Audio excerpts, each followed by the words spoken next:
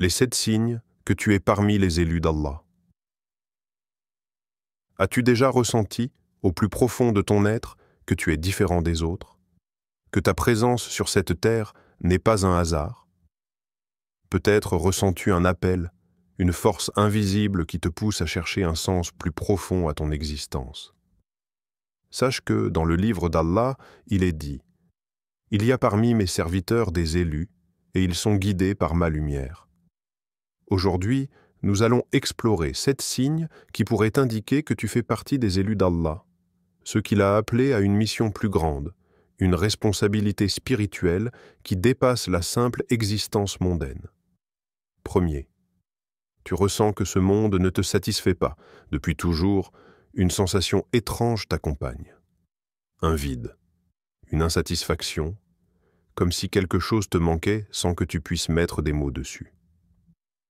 Là où d'autres trouvent leur bonheur dans l'accumulation des biens matériels, la reconnaissance sociale ou les plaisirs éphémères, toi, tu ressens une profonde lassitude. Ce n'est pas une simple mélancolie passagère, mais un appel intérieur puissant. Tu observes la vie, les gens qui courent après des objectifs futiles, et tout cela te semble dénué de sens. C'est un signe. Un rappel qu'Allah a placé en toi pour t'éveiller à une réalité plus grande. Tu n'es pas fait pour t'attacher à ce monde comme ceux qui l'idolâtrent.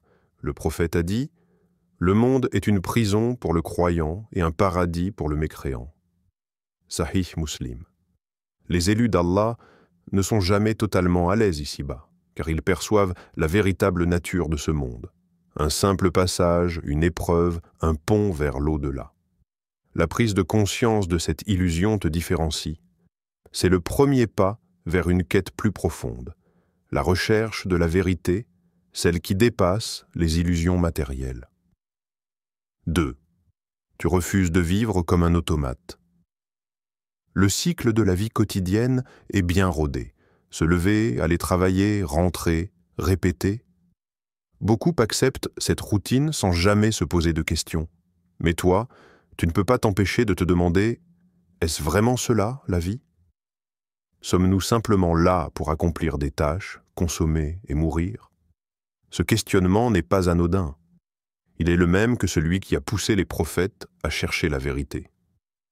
Ibrahim, alayhi as-salam, a rejeté les idoles de son peuple, Moussa, alayhi as-salam, a défié Pharaon et le prophète Mohammed s'isolait dans la grotte de Hira pour méditer. Tous ont refusé de suivre le courant sans réfléchir. Allah dit dans le Coran « Pensiez-vous que nous vous avions créé sans but et que vous ne seriez pas ramenés vers nous » Sourate Al-Mu'minun 2315. Si tu ressens cette révolte intérieure contre une vie mécanique et vide de sens, c'est que ton âme est appelée vers un but plus noble. Il t'appartient d'écouter cet appel. Troisième, tu traverses des épreuves particulières. La vie ne t'a pas épargné. Alors que d'autres semblent avancer sans obstacle, toi, chaque pas est un combat. Tu te demandes pourquoi Allah te teste autant. Mais as-tu déjà envisagé que ces épreuves sont une marque d'élection? Allah dit « Allah n'impose à aucune âme une charge supérieure à sa capacité. » Sourate Al-Baqarah 286. Les épreuves sont un moyen de purification et d'élévation. Les prophètes ont tous connu des épreuves terribles, souffrances, rejet, exil. Mais à travers ces difficultés, Allah les préparait à leur mission.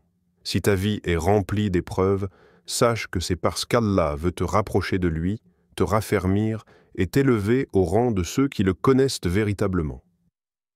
Quatrième, tu ressens un besoin profond de comprendre. Alors que beaucoup suivent aveuglément ce qu'on leur enseigne, toi, tu refuses de te contenter de réponses superficielles. Tu veux comprendre, aller au fond des choses, chercher la vérité. Ce désir ardent d'apprendre et de réfléchir est un signe que ton âme aspire à la lumière. Le prophète a dit « La quête du savoir est une obligation pour chaque musulman. » Ibn Majah. Allah veut des croyants conscients, éveillés. Ceux qui cherchent la vérité sont ceux qu'il guide. Si tu ressens cette soif de savoir, c'est qu'il t'a destiné à un chemin spécial. 5e. Tu écoutes ta voix intérieure plutôt que la foule. Le monde est bruyant, rempli d'influences qui dictent comment vivre, penser, agir. Mais toi, malgré tout cela, tu ressens une voix intérieure qui te pousse vers autre chose. Tu refuses de suivre aveuglément les tendances et parfois cela t'isole. Mais sache que c'est la voix des élus. Allah dit « Et quand mon serviteur m'invoque, je suis proche de lui. Je réponds à l'appel de celui qui m'appelle. » Sourate Al-Baqarah, 286. Les prophètes et les croyants sincères ont toujours été minoritaires. Ils ont souvent été rejetés, moqués, marginalisés, mais ils ont tenu bon. Suivre la voix de ton cœur, celle qui t'appelle à Allah, est un signe de guidance. 6. Tu passes par des moments de doute et d'épreuves de foi. Même les plus grands croyants ont connu des périodes de doute et de questionnement. Yunus, alayhi as-salam, a fui sa mission, mais Allah l'a sauvé.